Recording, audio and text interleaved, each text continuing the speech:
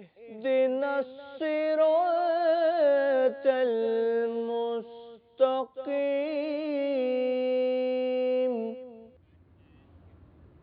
Programme صراط مستقیم میں آپ کو دوبارہ خوش آمدید کہتے ہیں۔ راغب صاحب آپ اپنی بات مکمل کر لیں، وہ جو تراویح کی رکعات اور تعداد کے حوالے سے آپ تعداد کے حوالے سے فقہ حنفی میں 20 رکعات تراویح ہے، اور آپ دیکھ لیجئے کہ 20 رکعات کو اتنا زیادہ قبولیت حاصل ہوئی ہے کہ آج بھی مکہ مکرمہ اور مدینہ المنورہ دونوں مساجد میں، دونوں بڑی مساجد میں 20 رکعت نماز ہی تراویح کی ادا کی جاتی ہے۔ جی ٹھیک ہے۔ اچھا علامہ صاحب، قیام اللیل کی ہم بات کر رہے ہیں تو اس کی کیا حکمتیں اور کیا فوائد اس کے ہیں؟ یقیناً انسان جب رات کی تاریکی میں اپنے خالق و مالک سے ہم کلام ہوتا ہے، حقیقت میں سورہ فاتحہ کی تلاوت جو ہے یہ خدا کے ساتھ ہم کلام ہونے کا ایک وسیلہ اور ذریعہ ہے۔ اس وقت جو انسان پر کیفیت طاری ہوتی ہے وہ دنیا و مافیہ سے غافل ہو کر صرف اور صرف اپنے خالق و مالک کی طرف متوجہ ہوتا ہے۔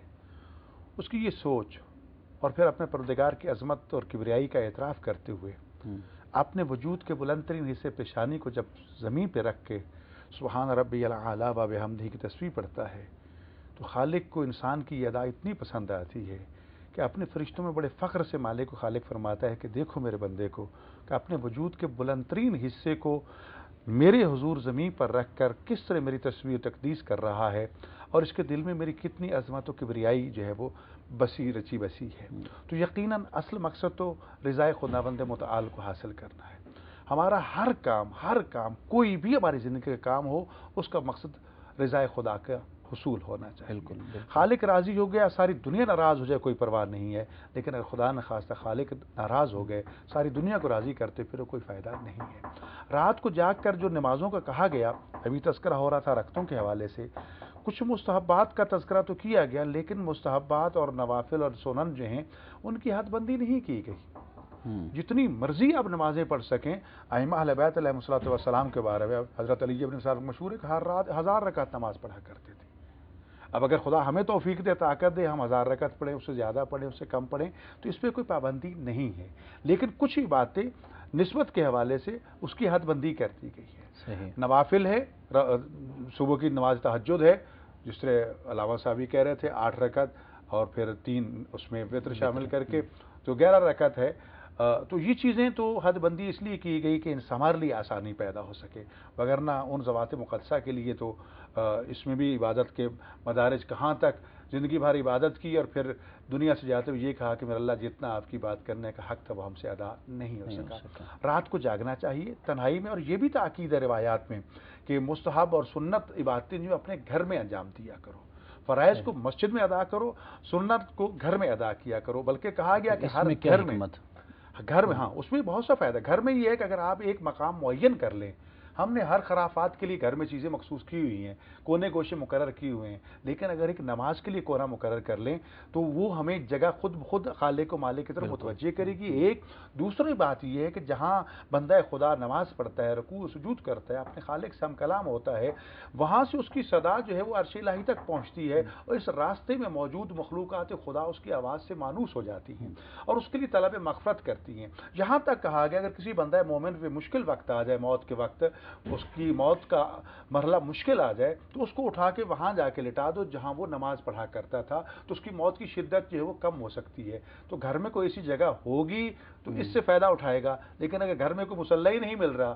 نماز پڑھنے کے لیے جائے نماز ہی نہیں ہے، کوئی جگہ ہم نے مخصوص ہی نہیں کر رکھی، تو کیا توقع رکھیں گے؟ اسی طرح ایک جگہ کا مخصوص کر لینا بہت بہتر ہے، اس سے بچوں کو رغبت ملتی ہے، خواتین خانہ کو رغبت ملتی ہے، قرآن مجید موجود ہو، دعائیں کی کتابیں موجود ہوں، اخلاقیات کی کتابیں موجود ہوں، چند لمحوں کے لیے انسان تنہائی میں بیٹھ کے اپنے مالک و خالق کے ساتھ اپنی لو لگائے، اور پھر اپنے خالق و مالک سے جب توجہ کے ساتھ انسان لو لگاتا ہے دنیا و مافیہ سے غافل ہو کر، تو یقیناً وہی عبادت ہے نماز۔ یہاں ایک اور چیز جو ہم نے دیکھی ہے کہ مجھ جیسے نالائق جائے، ابھی میں آیا 2 رکعت نماز پڑھ 4 سجدے دے کے ابھی آیا، मिनटों सेकंडों में ठा सजदे किए और वो गए। रसूल अकरम सल्लल्लाहु अलैहि वसल्लम ने ऐसी इबादत से मना फरमाया, बल्कि इसको तशबीह दी कि जिस तरह कौवा चोंच मारता है, हमने गोया कि 4 चोंचें मारी हैं और सजदे टकर मार के और चले आए। कहा नहीं, नमाज के लिए इंसान को पूरी तरह खालिक की तरफ मुतवज्जो होना चाहिए, उसकी सोचें, उसके ज़ाविये, उसकी तरबियत, उसके तमाम दुनिया व माश से गाफिल होकर सिर्फ उस खालिक से लगा हो। और बस औक़ात दुनिया के ख्यालात जब हमें अपनी तरफ मुनहरिफ कर लेते हैं, तो यहाँ ये कहा गया कि नमाज के अल्फाज जो उनके मानी की तरफ तवज्जो रखिए, ताकि आप खालिक की तरफ ही मुतवज्जे रहें।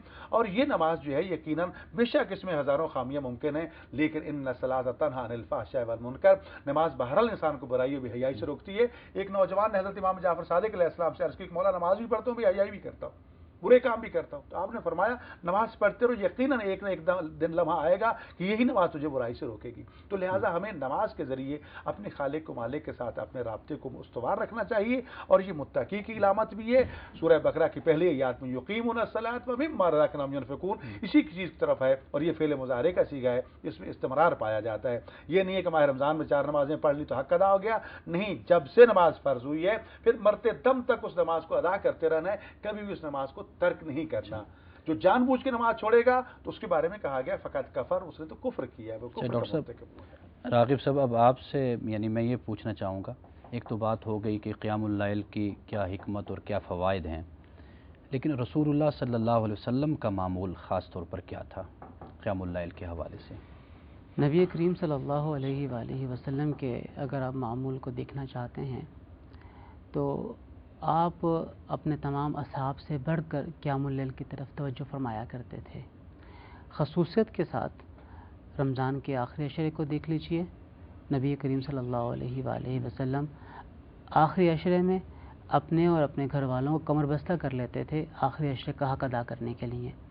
आप निस्फ़ शाबान की हदीस मुबारक देख लीजिए कि नबी करीम सल्लल्लाहु अलैहि वसल्लम ने इतना क़याम फरमाया कि आपके पाँव खड़े होने की वजह से मुतवर्रम हो गए, उनके ऊपर सोच आ गई। बिल्कुल। गोया नबी करीम सल्लल्लाहु अलैहि वसल्लम ने क़ियामुल लैल को अपने असहाब से बढ़कर अदा करके दिखाया, ताकि एक मिसाल बन जाए आपकी उम्मत के लिए कि कोई अगर करना चाहे तो उसके सामने नबी करीम सल्लल्लाहु अलैहि वसल्लम की सीरत मुबारक मौजूद रहे कि ऐसा करना मुमकिन है।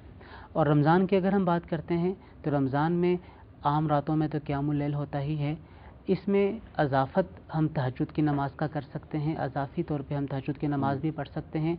आम दिनों में तहज्जुद की नमाज़ पढ़ना बड़ा मुश्किल होता है कि फ़जर की नमाज़ से कबल इंसान जागे और तहज्जुद की नमाज़ अदा करे। अब सहरी के लिए तो उसने उठना ही है, तो सहरी के लिए सिर्फ 10 मिनट के लिए वो अपने वक्त से पहले उठ जाए तो वो 10 मिनट में अपने तहज्जुद की नमाज़ को बाकायदगी से अदा कर सकता है।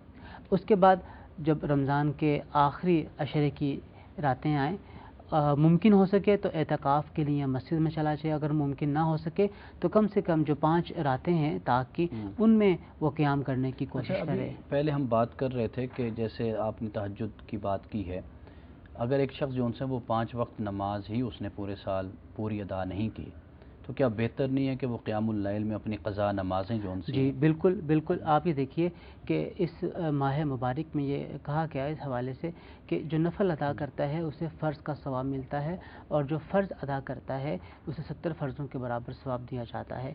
एक आदमी के बहुत से फ़राइज़ रहते हैं, उसने क़ज़ा तो करना ही है, और रमज़ान के महीने में भी क़ज़ा कर सकता है। हाँ, रमज़ान के महीने में अगर क़ज़ा करता है तो ये क़ज़ा उसके लिए 70 गुना सवाब का बाइस बनेगा। ये नहीं होगा कि एक फ़र्ज़ जो क़ज़ा हो गया था उसको अदा करने से 70 क़ज़ा अदा हो जाएंगे। क़ज़ा एक ही अदा होगा, लेकिन उसकी कैफियत और उसकी सकाफ़त इतनी बढ़ जाएगी कि वो 70 फ़र्ज़ों के बराबर उसका हुजम होगा। ख़ातिन व हज़रात, क़ियामुल लैल पे गुफ्तगू जारी है। क़ियामुल लैल का ज़िक्र हो तो इस ज़िक्र के साथ रसूलुल्लाह सल्लल्लाहु अलैहि वसल्लम की साहबज़ादी हज़रत फ़ातिमतुज़ ज़हरा रज़ियल्लाहु ताला अन्हा का ज़िक्र भी ज़रूरी है।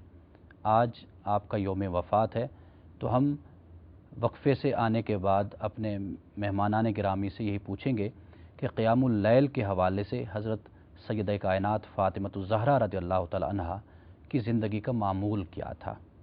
इजाज़त दीजिए, एक वक्फ़े के बाद दोबारा मुलाकात होती है।